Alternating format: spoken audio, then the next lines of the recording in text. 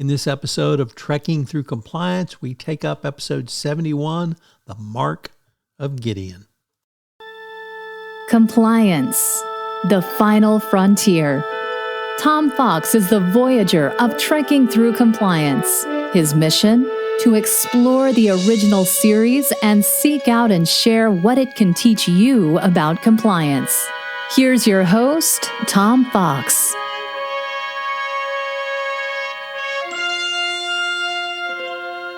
Trekking Through Compliance, episode 71, The Mark of Gideon. In this episode of Trekking Through Compliance, we consider the episode The Mark of Gideon, which aired on January 11th, 1969, and occurred on stardate 5423.4. Story synopsis.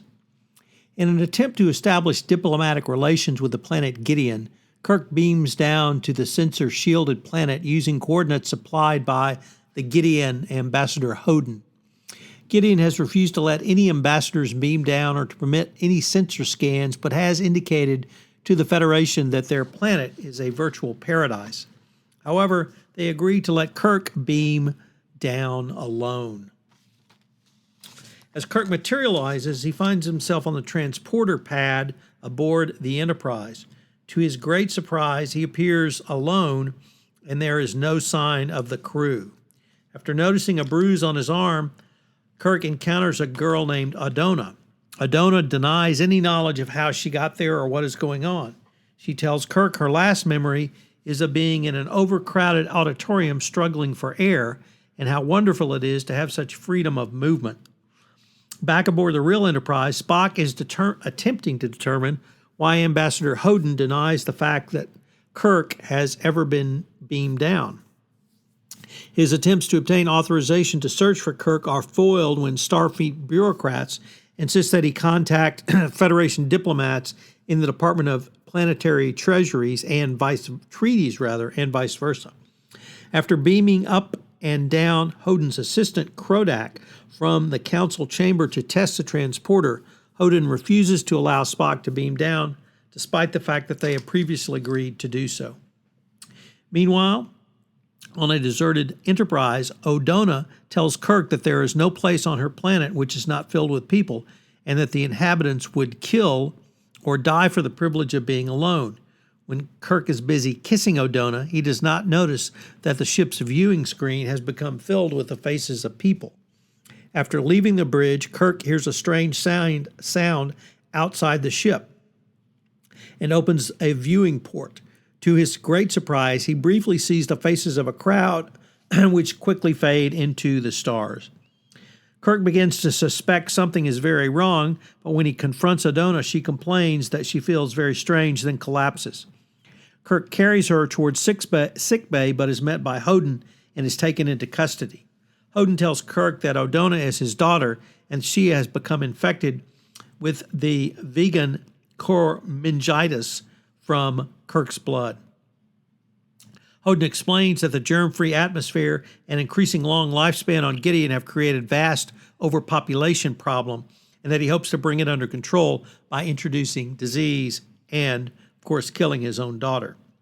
When Kirk asks why the population was not sterilized, Odona says that the organs of the people of the planet regenerate themselves. When Kirk then asks Odona why the people of Gideon have not practiced birth control, Odona replies that the people of Gideon believe life is sacred and that the love of life is the greatest gift, and therefore they cannot interfere with the creation of life. Odona tells Kirk that he must stay to provide the virus to infect the people of Gideon and bring the population under control. Kirk points out that Odona need not die and that there is no further need for him to stay, since if Odona survives, her blood can provide the virus. However, Odona tells Kirk that Odona's voluntary death at such a young age will bring forward dedicated young volunteers to also be infected. By the time Spock has discovered the two sets of coordinates which he has been provided do not match, Admiral Fitzgerald continues to refuse to let Spock beam down. Spock disobeys orders and beams down to the first set of coordinates. He discovers the exact replica to which Kirk was beamed and locates Kirk. Spock overpowers the guards, and he and Kirk beam up with Odona to the real Enterprise. As he is leaving, Spock quips to the ambassador, "Your Excellency, please do not interfere. I already have one serious problem to resolve with upper echelons. McCoy heals Odona, and she is beamed back to Gideon, where her blood can now serve as the source of the vegan core meningitis for her people. What's the fun fact from this episode? Well, according to the Memory Alpha listing on this episode, the story for this episode was co-written by Stanley Adams, who previously played Cyrano Jones in the classic The Trouble with Tribbles. Reportedly, Adams was deeply concerned about the issue of overpopulation and had some casual discussions with Gene Roddenberry during the production of The Trouble with Tribbles, in which he suggested that Star Trek do an episode reflecting the subject matter. This episode is evident from the result of those conversations. Adams' writing of this episode was influenced by the advice from his son. Explained Adams, "My son says, 'Dad, you're in a real position to really say something about the overpopulation problem.'"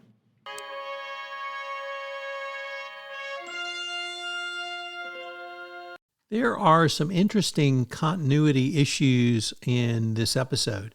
This is the only episode showing an exterior viewing port.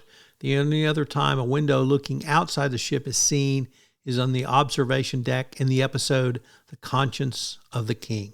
Of course, in this case, the port is not seen on the real Enterprise.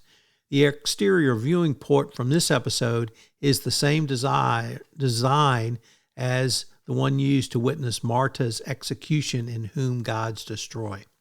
This is the second of 2 TOS episodes that show an empty Constitution-class bridge. The other installment being in the first season show This Side of Paradise. And when Kirk tries to address anyone on the ship, in one of the shots showing an empty corridor, it's recycled from the episode Is There No Truth in Beauty? Also, another shot shows an empty sick bay with a red alert indicator light flashing, an obvious pickup shot from yet another episode.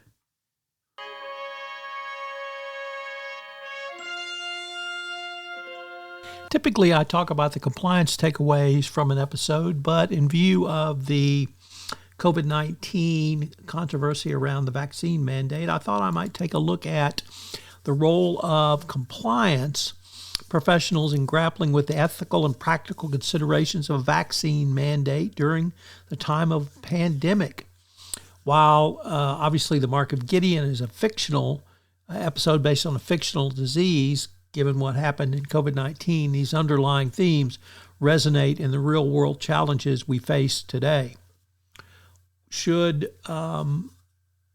a compliance officer be a part of a vaccine on a population to protect them from a disease, even if it carries risks? What are some of the compliance considerations? Well, obviously balancing individual rights and public health is a tension between individual liberty and the collective good. A vaccine mandate may be necessary to protect public health, but it also raises concerns about individual autonomy and bodily integrity. Transparency and informed consent. This episode emphasizes the importance of transparency and informed consent in any similar decision. Individuals must be fully informed about the risks and benefits of the vaccine before making a decision. What about ethical considerations? Well, this episode explores the ethical implications of using a potentially dangerous vaccine, even if it offers the best chance of survival. Compliance professionals must consider the ethical implications of any mandate and ensure that it aligns with your company's values. Enforcement and compliance. This episode also highlights the challenges of enforcing a mandate, particularly when the individuals resist or have concerns. Compliance professionals must develop clear and consistent procedures for enforcing the vaccine mandate while respecting individual rights. There are also valuable lessons for the compliance professional in navigating a pandemic. Prioritize public health, as compliance professionals must prioritize public health and safety while respecting individual rights, as we've talked about. We have to also ensure that there is fully informed consent and transparency. You have to address the ethical implications of any mandate and develop clear policies and procedures for enforcing the mandate, ensuring fairness and justice. The Mark of Gideon reminds us that compliance professionals must navigate complex ethical and practical considerations with dealing with a public health emergency. By prioritizing public health, promoting transparency, addressing ethical concerns, we can develop effective compliance strategies that both protect individuals and the community. In short, just like the Enterprise crew, compliance professionals must find a balance between individual freedom and the collective good to navigate the challenges in the workplace around a pandemic. I hope you'll join us tomorrow on Trekking Through Compliance when we take up the episode, That Which Survives. If you enjoyed this episode of Trekking Through Compliance, you can help it grow by sharing it with the biggest Trek fan you know.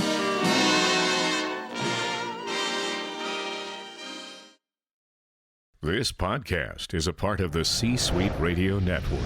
For more top business podcasts, visit c-suiteradio.com.